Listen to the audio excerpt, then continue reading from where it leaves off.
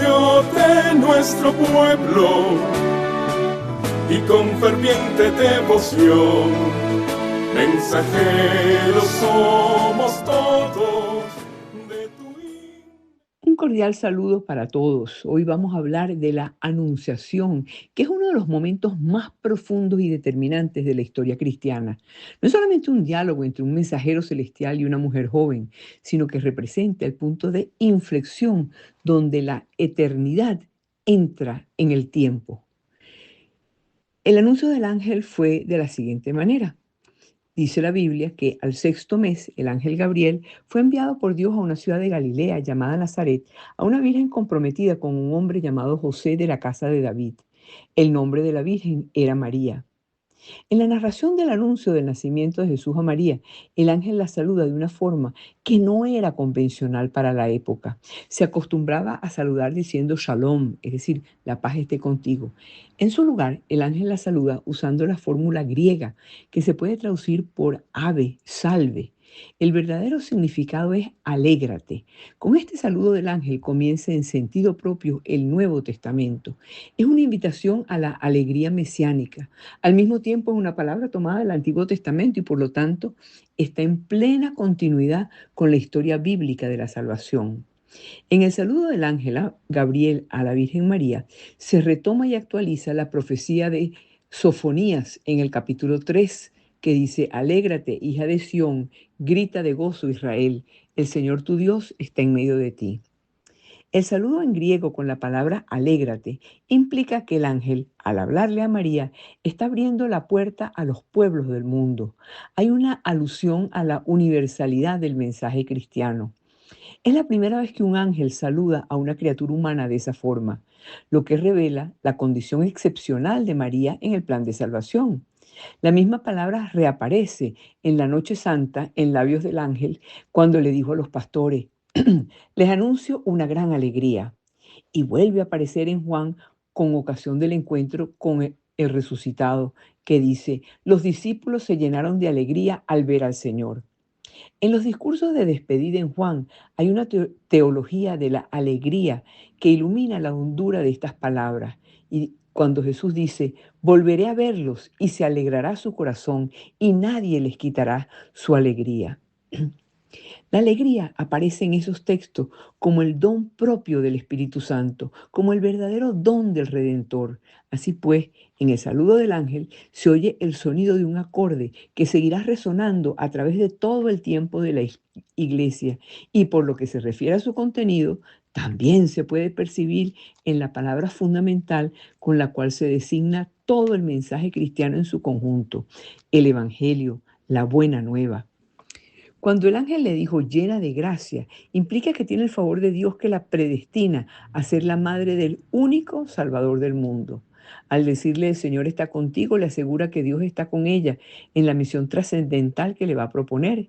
Y la respuesta de María, hágase en mí según su palabra, es un acto de fe suprema. La colocan como la nueva Eva, pues a través de la obediencia repara el pecado de la desobediencia de Eva y así comienza la nueva era de la salvación. La historia de la Anunciación es una historia que rompe paradigmas. En ese tiempo no era costumbre preguntarle a la mujer, sino indicarle lo que tenía que hacer. Y el ángel viene a saludarle y a preguntarle. La Anunciación es también una historia de incertidumbre y fe, de tristeza, de alegría y de todo lo intermedio, pero también es una historia de novedad radical, de apertura, de comienzos. En la raíz de la Anunciación se encuentra la manifestación nueva, radical y terrenal de el Señor está contigo. El Dios del universo se abre por completo a nosotros, a la debilidad y a la belleza de la humanidad.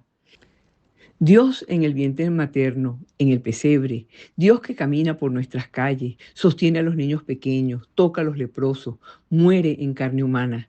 No hay mayor bienvenida, mayor apertura, abrazo más pleno, ni invitación más gozosa que esta. Este encuentro del ángel Gabriel con la Virgen María, su pregunta y su respuesta constituyen el momento en que Dios asume la naturaleza humana para redimir al mundo. El Verbo se hizo carne, marcando el comienzo de la nueva alianza, donde Dios viene a habitar en medio de su pueblo de una manera íntima a través de Jesús, el Hijo de Dios. La anunciación, podemos decir con gran certeza, es la proclamación del inicio de la obra de Dios en la historia, centrado en María como la elegida para traer al Salvador del mundo. Este relato se encuentra principalmente en el Evangelio de Lucas, en el capítulo 1. El arcángel Gabriel es enviado por Dios a Nazaret, un pequeño pueblo de poca relevancia en aquel entonces, para visitar a María. Cuando el ángel la saluda, alégrate llena de gracia, está implicando que ya María está llena del favor divino de una manera perfecta y permanente. María reacciona, pero su reacción no es de miedo a un fantasma, sino de humildad reflexiva. Se pregunta qué significa ese saludo, mostrando una fe que razona y busca comprender. Y por eso se pregunta, ¿cómo puede ser esto? Quiere saber y Dios se alegra de que quieras responder conscientemente. Por eso el ángel le da una explicación muy larga, pero que ella no puede comprender. Y al final el ángel le dice, para que veas que Dios todo lo puede, tu anciana prima Isabel está embarazada. Ante la explicación que no entiende y la posibilidad de comprobar lo que dice, María le responde al ángel, hágase en mí según tu palabra. Es el consentimiento humano necesario para la redención. Dios estaba respetando la libertad humana, estaba esperando el sí de una criatura para entrar en el mundo. Así como la desobediencia de una mujer, de Eva, trajo la caída, la obediencia de una mujer, María, abre la puerta a la salvación. Los teólogos llaman a esto el nudo que fue desatado por la fe de María. El significado central de la anunciación es la encarnación. Es el momento en que la segunda persona de la Santísima Trinidad asume su naturaleza humana. En este anuncio, el arcángel San Gabriel revela quién será el niño, definiendo la misión del Cristo, Hijo del Altísimo. Está confirmando su divinidad. Está diciendo que es el heredero del trono de David. Está cumpliendo con las promesas del Antiguo Testamento, sobre todo el Mesías que reinará para siempre. Hijo de Dios, al ser concebido por obra del Espíritu Santo, su origen es divino, marcando una ruptura con la generación natural de los hombres bajo el pecado original. La Anunciación también habla de la relación de Dios con toda la humanidad. Dios busca al hombre. La iniciativa siempre es de Dios. Él baja a lo cotidiano, a la casa de María, para proponerle una alianza. Hay una cooperación humana. Dios muestra que no actúa a pesar de nosotros, sino que Dios actúa con nosotros. La grandeza de María reside en su disponibilidad total. El templo del Espíritu Santo es en donde se convierte el primer sagrario de la historia. El Espíritu Santo la cubre con su sombra. Es una imagen que recuerda a la nube de gloria que llenaba el templo de Jerusalén en el Antiguo Testamento. La anunciación es el triunfo de la humildad sobre el orgullo. Es el momento en que el Creador se hace criatura para que la criatura pueda participar en la vida divina. Para el creyente es la invitación a que cada persona pueda decir su propio sí a Dios en su vida diaria. Volvamos de nuevo a que la anunciación comienza con el ángel diciéndole a María, alégrate. Cuando analizamos el término alégrate, sabemos que Dios la quiere feliz. El ángel le está enviando la felicidad de Dios. No es un simple hola o un saludo casual de la época. En el contexto de la anunciación, esta palabra carga con un peso teológico y profético inmenso. En el Antiguo Testamento, la expresión alégrate se utiliza de manera muy específica en los llamados anuncios de la salvación. El ángel Gabriel está citando indirectamente, por ejemplo, al profeta Sofonías en el capítulo 3, como dijimos ya antes, alégrate, hija de Sión, el Señor de Israel está en medio de ti. Pero también habla del profeta Zacarías en el capítulo 9, que dice, alégrate mucho, hija de Sión, mira que tu rey viene a ti. Cuando el ángel le dice alégrate a María, le está diciendo que ella es la personificación de la hija de Sión. La palabra Sión significa Israel. Ella es la personificación del pueblo fiel de Israel. La alegría que se le anuncia no es una emoción pasajera, sino es el gozo de saber que las promesas de Dios, después de siglos de espera, se están cumpliendo en ella.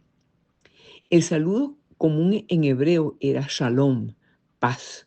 Sin embargo, el evangelista Lucas utiliza deliberadamente la palabra alégrate, porque la paz, shalom, era el anhelo, el deseo de la antigua alianza, pero la alegría es la característica distintiva del Nuevo Testamento.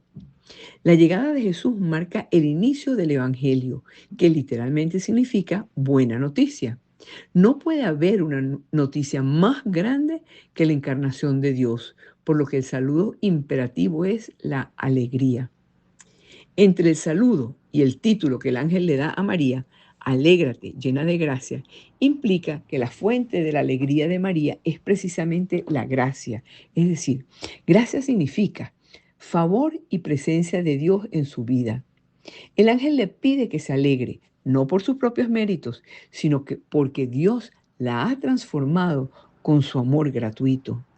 En casi todas las teofanías, es decir, las apariciones de Dios en el Antiguo Testamento, el sentimiento dominante es el temor reverencial, el miedo al castigo. Aquí, el primer imperativo del cielo hacia la humanidad es la nueva alianza, es la alegría. Esto redefine la relación del ser humano con Dios. Ya no es una relación basada en la distancia y el miedo, sino en la proximidad y el júbilo. Alégrate significa que el tiempo de la espera ha terminado. Es el grito de la victoria de la fe. María se alegra porque Dios ya no está allá arriba o ya no está en el templo, sino que está a punto de estar dentro de ella. El término llena de gracia es quizás la expresión más densa y rica de todo el Nuevo Testamento, porque es un título único en la Biblia. El hecho de que llena de gracia esté en participio perfecto pasivo tiene tres implicaciones fundamentales. Primero, que es una acción completada. El tiempo perfecto indica una acción que comenzó en el pasado, cuyos efectos perduran plenamente en el presente. No es que María esté recibiendo gracias en este momento, sino que ya ha sido colmada de ella. Luego define el ser de María. Para el ángel, llena de gracia, no es solamente un adjetivo, es su nombre propio en ese momento. El ángel sustituye el nombre de María por ese título. Y luego es una iniciativa divina. Al ser una voz pasiva, indica que es Dios quien ha realizado esta acción en ella. María es la altamente favorecida por una intervención directa del Creador. Para la Iglesia Católica, este término es el fundamento bíblico del dogma de la Inmaculada Concepción. Si María está llena de la gracia de Dios en un sentido perfecto y permanente, no queda espacio para el pecado. La gracia y el pecado son opuestos. Estar totalmente llena da una implicación de que existe ausencia total de el pecado, de la ofensa, desde el primer instante de su existencia. En otras partes de la Biblia se dice que alguien que tiene gracia, como por ejemplo se dice Esteban en el capítulo 6 de los Hechos de los Apóstoles, se usan palabras distintas que indican una medida de gracia para un momento dado. Solamente a María se le aplica el término llena de gracia. Y estar llena de gracia significa estar llena de la presencia de Dios mismo. En el contexto de la Anunciación, esto prepara a María para ser el sagrario viviente, para que el Hijo de Dios, que es la santidad misma, habitara en un vientre humano. Ese lugar debería ser purificado, debía ser embellecido por la gracia divina de antemano. Algunas Biblias modernas traducen este término como muy favorecida, pero los estudiosos señalan que se quedan cortos, porque favorecida puede sonar a un acto externo, mientras que llena de gracia describe una transformación interna y profunda de la persona. Llena de gracia significa que María fue preparada por Dios con una santidad excepcional para su misión. Es el reconocimiento de que ella es la única criatura humana que refleja de la manera más pura el amor y la luz de su Creador. La conexión entre ser la llena de gracia y el concepto de la nueva Eva Eva es uno de los pilares más antiguos de la reflexión cristiana, remontándose a los padres de la Iglesia, como por ejemplo San Ireneo de León en el siglo II. El paralelismo entre Eva y María es un juego de contrastes, donde la gracia repara lo que el pecado dañó. Así, por ejemplo, el nudo de la desobediencia.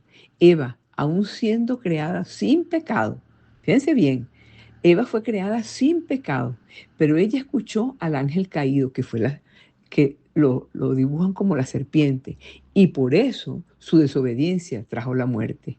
En cambio, María, la llena de gracia, escuchó al arcángel Gabriel y por su obediencia trajo la vida.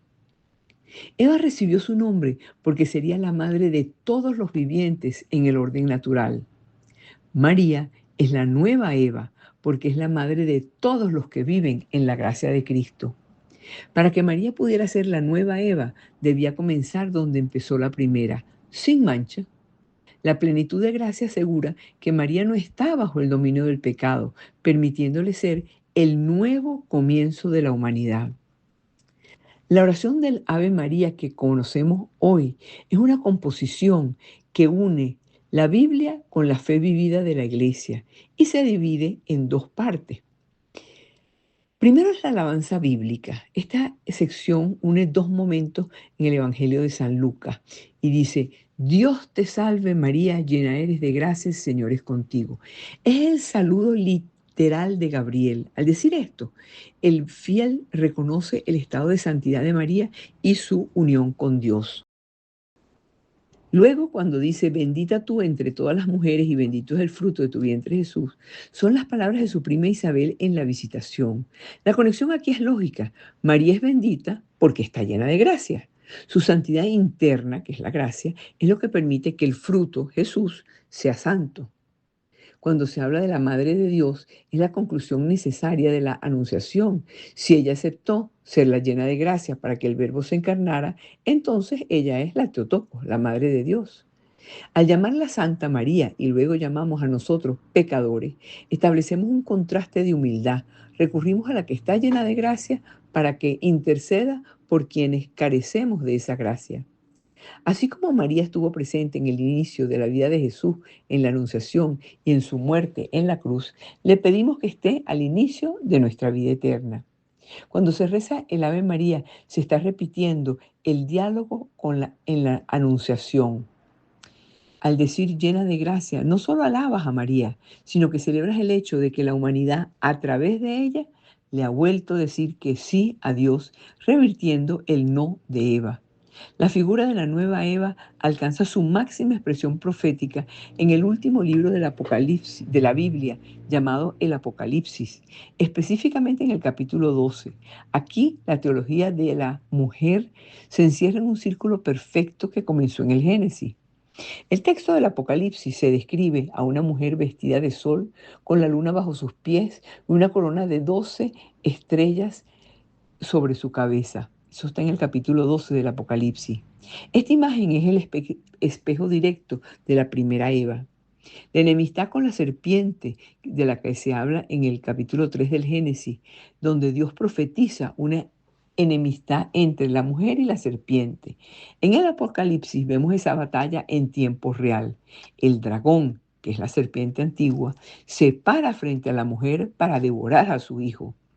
Mientras que la descendencia de Eva sufrió las consecuencias del pecado, la descendencia de esta mujer, Cristo, y por su extensión los fieles, es la que vence al mal. El texto dice que la mujer gritaba de dolor en el parto. Teológicamente esto se interpreta no solamente como el nacimiento físico de Jesús, sino como el dolor de María al pie de la cruz, donde dio a luz espiritualmente como hijos de Dios. La descripción de la mujer refuerza su identidad como la llena de gracia y la nueva Eva glorificada, porque dice que estaba vestida de sol.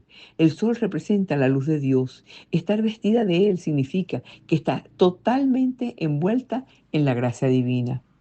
Dice, luego agrega que tiene la luna bajo sus pies. La luna cambia y representa el tiempo y lo terrenal. Tenerla bajo los pies simboliza que ella, por la gracia de Dios, está por encima de la corrupción y el cambio del mundo. Y luego las 12 estrellas representan a las 12 tribus de Israel, a los 12 apóstoles. Ella es la madre de la iglesia. Ella es el nuevo pueblo de Dios. Justo antes de que aparezca la mujer en el relato, el capítulo 11 del Apocalipsis termina diciendo que se abrió el templo de Dios en el cielo y se vio el arca de su alianza. Inmediatamente después aparece la mujer. El arca de la antigua alianza contenía las tablas de la ley, la palabra de Dios escrita en piedra. La nueva Eva, es decir, María, al decir sí a Dios se convierte en el arca de la nueva alianza, porque ella llevó en su seno a la palabra de Dios hecha carne. Al ser la luna llena de gracia, su cuerpo es el templo purificado que Dios eligió para habitar. El Apocalipsis menciona que la mujer huye al desierto, donde Dios le tiene preparado un lugar. Esto recuerda el cuidado providencial de Dios sobre su pueblo y sobre la Virgen María. Ella es la figura de la iglesia que, aunque es perseguida por el dragón, es decir, por el mal, permanece protegida por la gracia de Dios. Amigos, si en el Génesis la mujer fue vencida por la serpiente debido al pecado, en el Apocalipsis la nueva Eva, la que está representada en la iglesia, triunfa sobre el dragón a través de su Hijo. La luna llena de gracia es la garantía de que el plan original de Dios para la humanidad, es decir, vivir en comunión con Él, ha sido restaurado. La frase "El Señor es contigo" es mucho más que un saludo cordial, es una fórmula de misión y una declaración de presencia divina que transforma por completo la vida de quien la recibe. En el contexto de la Anunciación, esta expresión tiene 3 significados fundamentales que conectan al Antiguo Testamento con el Nuevo Testamento. Uno de ellos es Moisés. Cuando teme ir delante del faraón, Dios le dice: yo estaré contigo. Otro es Gedeón. El ángel lo saluda de forma casi idéntica a María: el Señor está contigo, valiente guerrero. Y luego el profeta Jeremías, ante su miedo por ser joven, Dios le asegura: contigo estoy plenamente seguro para librarte. Al decir esto a María, el ángel Gabriel le estaba confirmando que su misión de ser madre del Mesías es una tarea de Dios y que ella no tendrá que cumplirla con sus propias fuerzas, sino con el poder omnipotente de Dios. A diferencia de los profetas anteriores, para quienes el Señor está contigo significaba una protección externa, en María adquiere un sentido biológico y místico que son únicos. El Señor está con ella porque en ese instante el Verbo se está haciendo carne en su vientre. Ella es el nuevo templo. En el Antiguo Testamento la gloria de Dios habitaba en el tabernáculo. Ahora el Señor habita físicamente dentro de María. Es la realización de la profecía de Emmanuel, que significa Dios con nosotros. El Señor está con ella para que a través de ella pueda estar con nosotros. El Señor es contigo también describe el estado de alma de María. Indica una sintonía total entre su voluntad y la de Dios. Como es la llena de gracia, no hay nada en ella que se oponga a Dios. Hay una comunión de vida. El ángel reconoce que María ya vive en Dios antes de que Jesús sea concebido. Es la confirmación de que ella ha sido preservada y preparada para ser la compañera perfecta del Redentor. El concepto de Dios con nosotros no terminó en el portal de Belén ni en la casa de Nazaret. Para el creyente de hoy es una realidad dinámica que transforma la manera de percibir la existencia. Si en María esta presencia fue física, en nosotros se manifiesta en forma espiritual y testimonial. La gran enseñanza de la Anunciación es que Dios entra en el mundo, en un pueblo común y corriente, en una casa sencilla. Es decir, para nosotros, los creyentes normales, lo ordinario se vuelve extraordinario. Dios no se encuentra solamente en las grandes iglesias, sino en el trabajo, en el estudio, en las tareas del hogar, en la cocina. El Señor está contigo mientras cocinas, mientras caminas, mientras trabajas frente a una computadora. Es la práctica de recordar en medio de las tensiones diarias que no estamos solos. Esta certeza actúa como un antídoto contra la soledad y la ansiedad moderna. Así como María fue la llena de gracia, el creyente busca participar de esta misma vida divina a través de la Eucaristía, porque la Eucaristía es el momento culminante del Dios con nosotros. Al recibir la comunión, el que comulga, el fiel, se convierte, al igual que María, en un sagrario viviente. Cristo vuelve a estar físicamente en un ser humano para fortalecerlo. El Espíritu Santo, que cubrió con su sombra a María, habita en el creyente desde el bautismo, actuando como un guía interno para tomar decisiones éticas y llenas de amor. Jesús fue muy claro. Lo que hicieron con uno de estos más pequeños, conmigo me lo hicieron. Ver a Dios en los demás transforma las relaciones humanas. El Dios con nosotros se manifiesta cuando un creyente sirve a quien sufre, cuando reconoce la dignidad del otro, cuando actúa con justicia. La presencia de Dios hoy se hace visible a través de las manos y el corazón de quienes deciden actuar como actuó Jesús. En tiempos de confusión o de crisis personal, el Señor es contigo, es una promesa de victoria. No significa que el creyente esté exento de problemas y dificultades, sino que tiene la certeza de que el mal no tiene la última palabra.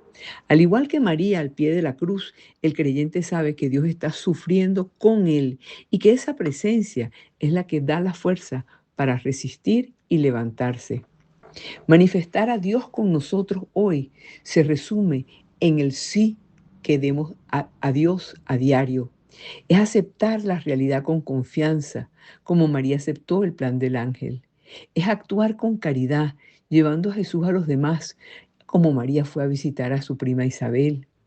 Es vivir con alegría, recordando el alégrate del ángel, incluso en las pruebas. Esta frase pronunciada por Santa Isabel bajo la inspiración del Espíritu Santo durante la visitación constituye el primer reconocimiento humano de la dignidad de María después de la Anunciación. Entender este concepto es entender que fue una elección, una comparación y una promesa. Eso fue lo que presenció María.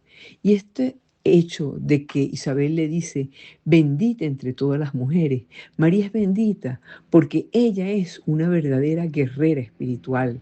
Al aceptar a Jesús, ella proporciona la semilla que aplastará la cabeza de la serpiente, logrando la victoria definitiva sobre el mal de aquellas mujeres solo prefiguraron en un momento determinado.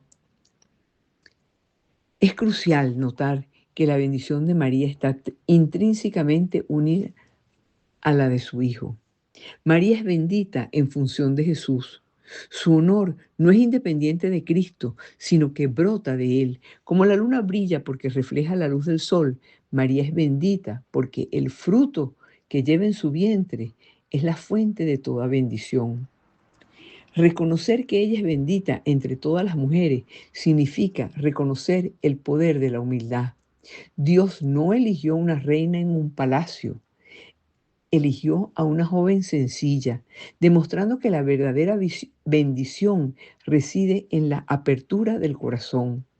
Si ella es la mujer más bendecida, tiene una cercanía única con Dios para pedir bendiciones por nosotros. Vivir hoy la bendición que reconocemos en María no significa buscar una vida libre de problemas, significa cultivar una calidad de presencia, una disposición del corazón que transforme lo que nos rodea. Por eso es tan importante que repitamos y que vivamos y que enseñemos esto que los venezolanos tanto dicen. Bendición, papá, bendición, mamá, bendición, tía, bendición a cualquiera. Y contestarle, que Dios te bendiga, hijo, porque eso lo que significa es cultivar la calidad de presencia y la disposición del corazón para estar siempre con Dios. Y en un mundo lleno de críticas y hates en redes sociales, ser bendito es elegir palabras que construyan, que den esperanza, que reconozcan el valor del otro. Es ser eco de ese alégrate que recibió María. Por eso, Repítele a tus hijos y a quienes estén a tu alrededor que Dios te bendiga. Si María fue bendita por llevar a Jesús en su vientre, tú vives esa bendición cada vez que permites que los valores de Cristo, como la compasión, la justicia, la honestidad, habiten en ti. En la práctica, pregúntate, ¿quién recibe un poco de paz cuando habla conmigo? Vivir la bendición es que los demás puedan tocar un poco de Dios a través de tu presencia, de tu ética en el trabajo o de tu capacidad de escuchar. Aprende a agradecer lo pequeño. Agradece el café de la mañana, una conversación honesta, el aire que respiras. La bendición se hace visible cuando dejas de mirar lo que falta y empiezas a multiplicar lo que tienes a través del agradecimiento. Por eso te invito a que en algún momento del día te detengas y hagas conciencia de que por el simple hecho de ser amado por Dios, tú también eres una persona bendita y puedes decirte a ti mismo, el Señor es conmigo, no camino solo, mi vida es un lugar donde Dios quiere hacer algo grande hoy. El fiat de María, el sí de María, el hágase en mí según tu palabra, es posiblemente la frase más importante pronunciada por un ser humano en la historia de la salvación. No es una aceptación pasiva del destino, es un acto de libertad heroica que permite que lo infinito se haga finito. María no dice yo haré, no, María dice hágase en mí. Reconoce que ella es la tierra fértil y Dios es el sembrador. Su papel es permitir que la palabra eche raíces en su propia carne. Y este es el momento de mayor respeto de Dios hacia la libertad humana. Es muy importante, amigos, saber que la encarnación dependía de un consentimiento humano. Con su respuesta, María rescata la libertad que Eva usó para alejarse de Dios. María la usa para unirse a Dios. Con el hágase en mí según tu palabra, la relación entre Dios y la humanidad cambia para siempre. Dios ya no es solamente una voz en la zarza ardiente, en la ley, en las tablas de piedra. Ahora es alguien que se somete a las leyes de la biología en el vientre de una mujer. El hágase establece el principio de que Dios quiere necesitarnos. Él podría haber salvado al mundo solo, pero eligió hacerlo con nosotros a través de la mediación de la Virgen María. Hágase en mí según tu palabra. Es el modelo de toda vida espiritual auténtica. Y esto implica una disponibilidad frente a la incertidumbre.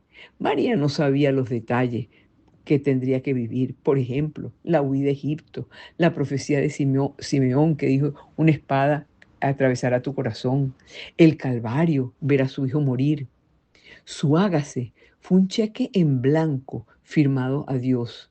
Vivir el hágase hoy significa confiar en que el plan de Dios es bueno, incluso cuando el camino es oscuro o confuso.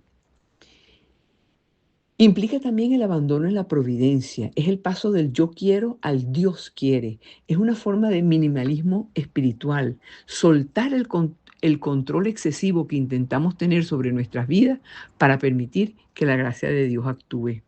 Implica también una fecundidad espiritual, porque cuando alguien dice, hágase tu voluntad, y se la dice a Dios, su vida deja de ser estéril. Al igual que en María, cuando aceptamos la voluntad de Dios, damos a luz a Cristo en nuestro entorno, es decir, en nuestro trabajo, en nuestra familia, en nuestras palabras, con nuestras amistades. En una cultura que exalta el yo decido y la autonomía absoluta, el hágase en mí, según tu palabra de María, parece una debilidad, pero en realidad es la máxima expresión de poder espiritual. Solo alguien muy fuerte puede vaciarse de su propio yo para ser llenado por Dios. El hágase en mí según tu palabra es de las frases más impresionantes y más profundas que tiene la Biblia. El hágase de María en la Anunciación se conecta directamente con el hágase tu voluntad de Jesús en el huerto de los olivos. María enseña al Hijo en su humildad y en su humanidad el lenguaje de la entrega total al Padre. Ese hágase, acuérdate que cuando algo no te sale como esperabas, en lugar de caer en la desesperación, la tristeza, la frustración, intenta decir, no entiendo esto ahora, pero confío en que Dios está conmigo. Hágase según tu voluntad. Esa paz es la señal más clara de una vida bendecida. Y a veces pensamos que la bendición es sinónimo de abundancia material. Sin embargo, la bendición de María floreció en la sencillez de Nazaret. Ella fue bendecida no por sus logros personales, sino por su disposición a decirle sí al plan divino.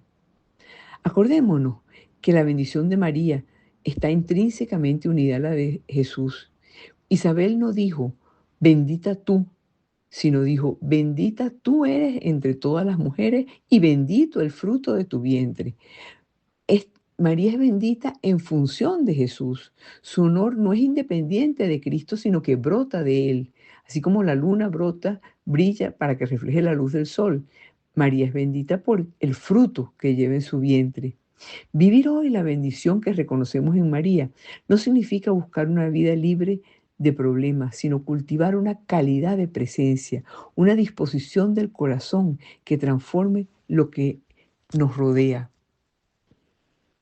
Vivir la bendición hoy es aceptar los cambios de planes que Dios pone en nosotros, en nuestra vida, con confianza. Curiosamente, durante mucho tiempo, la oración de la Ave María terminaba en bendita entre todas las mujeres y bendito es el fruto de tu vientre. Fue el Papa Urbano IV, en 1261, quien le añadió oficialmente el nombre de Jesús al final de la frase de Isabel, para dejar bien claro quién era ese fruto. Y bendito es el fruto de tu vientre, Jesús. Si te fijas, la oración de la Ave María tiene un ritmo perfecto. Comienza con una alabanza de Dios a María vía el ángel, una alabanza del hombre a María vía Isabel y una súplica de la iglesia a María, el ruego por nosotros. La oración comienza con la palabra ave, que en latín es el inverso de Eva. Los teólogos medievales decían que el ave del ángel transformó el nombre y la realidad de Eva, la mujer caída, en una nueva esperanza, la redención. La oración del Ave María tiene una relación exacta con los 4 dogmas marianos. Es decir, el Ave María actúa como un resumen devocional de las verdades teológicas que la Iglesia ha definido a lo largo de los siglos. Cuando se dice, por ejemplo, Santa María, Madre de Dios, está hablando del dogma mariano central definido en el Concilio de Éfeso en el año 431. María es la Teotocos. La oración afirma explícitamente que María no es solamente madre de la naturaleza humana de Jesús, sino de la persona divina del Verbo. Al decir bendito es el fruto de tu vientre, se está reconociendo que ese fruto es Dios mismo. Es decir, habla de la unión de lo humano con lo divino en Jesús. El Ave María habla del dogma de la Inmaculada Concepción cuando dice, Dios te salve María, llena eres de gracia, lo que significa e implica una plenitud de gracia que ya ha ocurrido, que permanece. Para los teólogos, si María está llena de gracia, no hay espacio en ella para el pecado. La bendición entre todas las mujeres la sitúa en una categoría única de pureza. Este dogma de la Inmaculada Concepción fue definido por el Papa Pío IX en el 1854, sosteniendo que María fue preservada del pecado original desde su concepción. Es decir, habla de una ausencia total del pecado en ella. Cuando el Ave María habla de la virginidad perpetua, que fue definida en el Concilio de Letrán en el año 649, afirma que María fue virgen antes, en y después del parto. Lo encontramos en las palabras, bendito es el fruto de tu vientre. La piedad cristiana siempre ha visto en este fruto un milagro de la gracia, no un proceso biológico ordinario. Al llamarla Santa María y centrar la atención en su vientre como un sagrario, la oración subraya su consagración total y exclusiva a Dios. El cuarto dogma, el dogma de la Asunción a los cielos, definido por Pío XII en 1950, establece que María fue elevada en cuerpo y alma a la gloria celestial.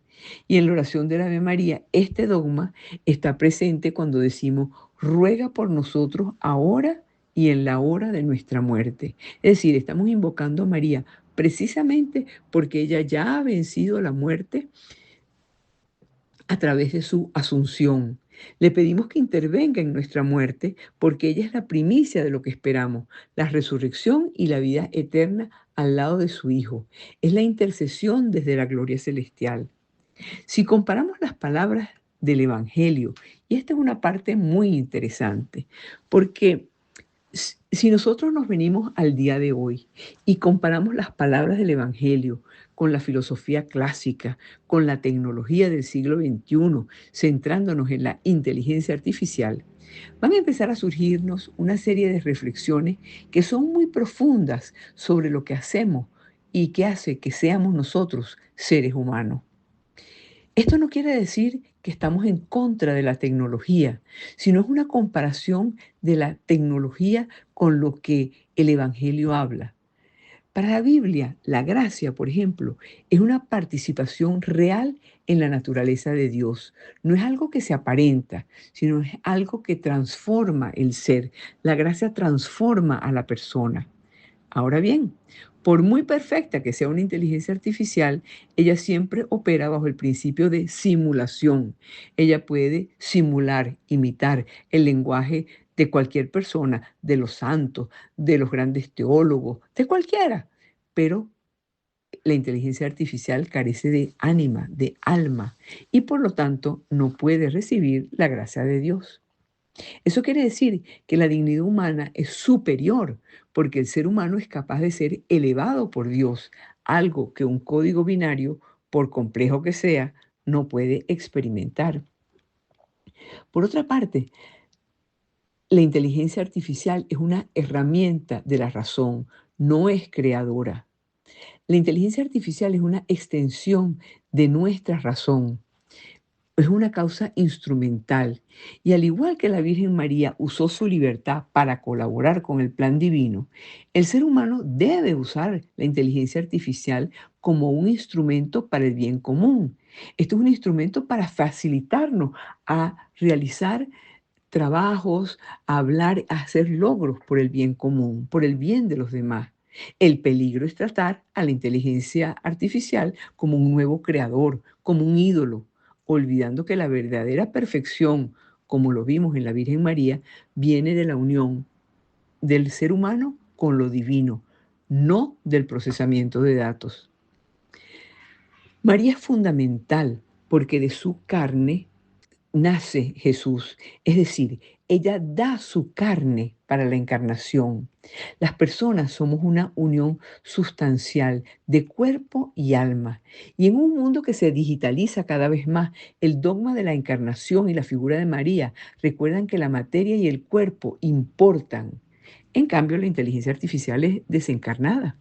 La verdadera perfección no es solamente procesar información a la velocidad de la luz, sino vivir con amor, sacrificio, con presencia física, algo que solamente los seres biológicos dotados de espíritu podemos hacer. En la actualidad, donde la inteligencia artificial está integrada en casi todo lo que hacemos, estamos invitados a no perder la capacidad de asombro. La inteligencia artificial puede darnos respuestas, pero no puede tener fe y tampoco tiene esperanza. Si María es el modelo de la humanidad perfecta por su sí consciente, la inteligencia artificial es el modelo de la obediencia mecánica.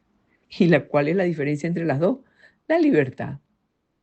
Hoy vivimos rodeados de máquinas que piensan más rápido que nosotros, algoritmos que parecen conocernos mejor que nuestros mejores amigos. Pero, ¿qué es lo que realmente nos hace únicos? Amigos, tengamos en cuenta que la perfección no está en la velocidad del procesamiento, sino en la gracia de Dios. Una inteligencia artificial responde porque está programada. María respondió porque era libre. Su fiat, su hágase, no fue un comando ejecutado, fue un acto de amor. Hoy, antes de aceptar una sugerencia de un algoritmo, qué ver, qué comprar, qué decir, detente 30 segundos. Haz un acto de libertad consciente. Pregúntate, ¿Esto me acerca a mi propósito o es solamente un impulso automático? La inteligencia artificial tiene datos, el ser humano tiene sabiduría. La gracia perfecciona la naturaleza.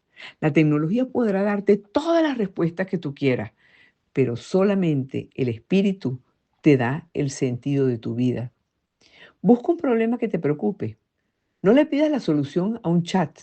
Pide luz en la oración, como hizo María cuando guardaba todas esas cosas en su corazón.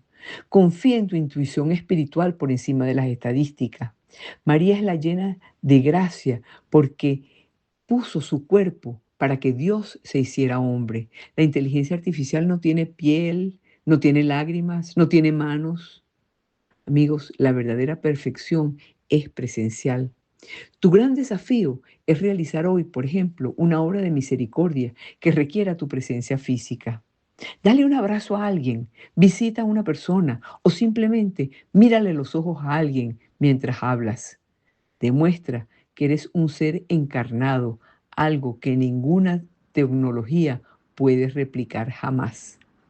La tecnología es un excelente servidor, pero un pésimo soberano. Nuestra dignidad no viene de lo que hacemos, sino de lo que somos. Somos templos vivos del Espíritu Santo, capaces de recibir la gracia de Dios. La verdadera libertad no es hacer lo que uno quiere, sino tener el poder de hacer el bien. En la era de los algoritmos que deciden por nosotros, el desafío es recuperar nuestra capacidad de decir hágase, como dijo María, en lugar de sencillamente aceptar.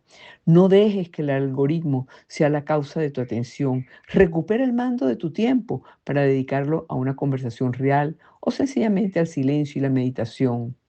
La gracia de María fue un sí razonado y amoroso. La inteligencia artificial solamente ejecuta códigos.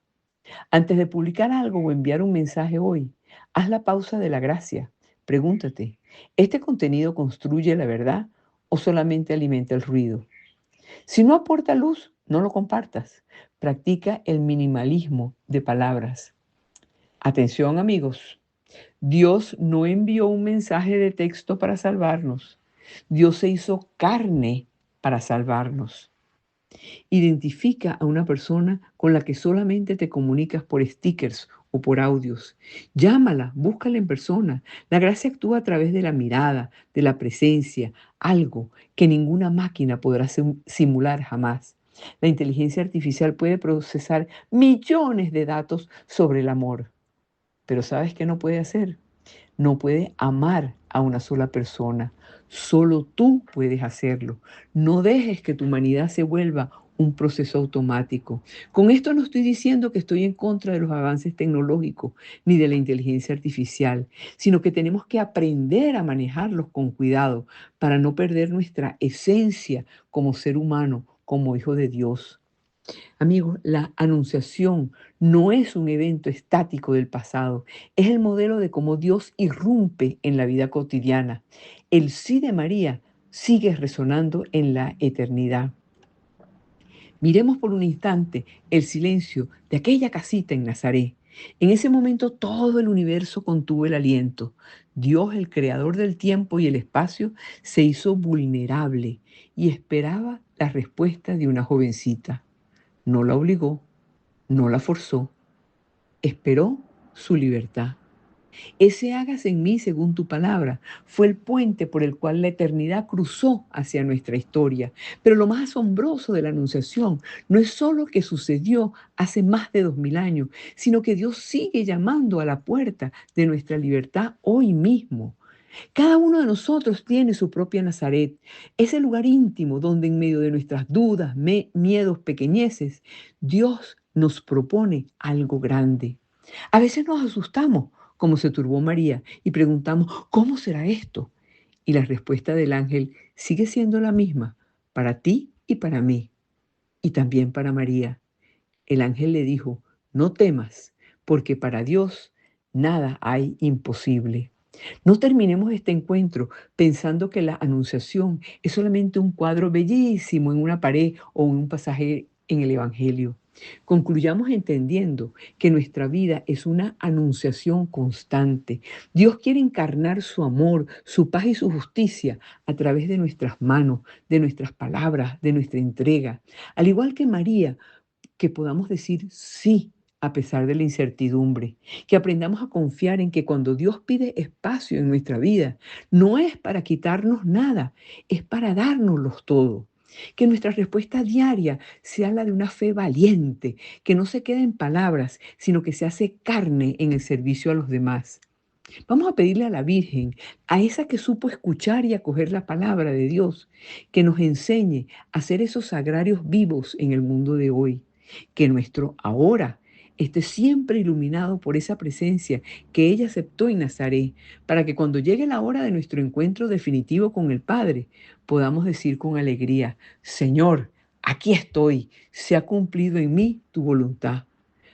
Y que podamos decirlo, porque nosotros estamos convencidos de que con Dios siempre ganamos. Orgullo de nuestro pueblo y con ferviente devoción, mensajeros somos todos de tu innegable protección. Mensajeros somos todos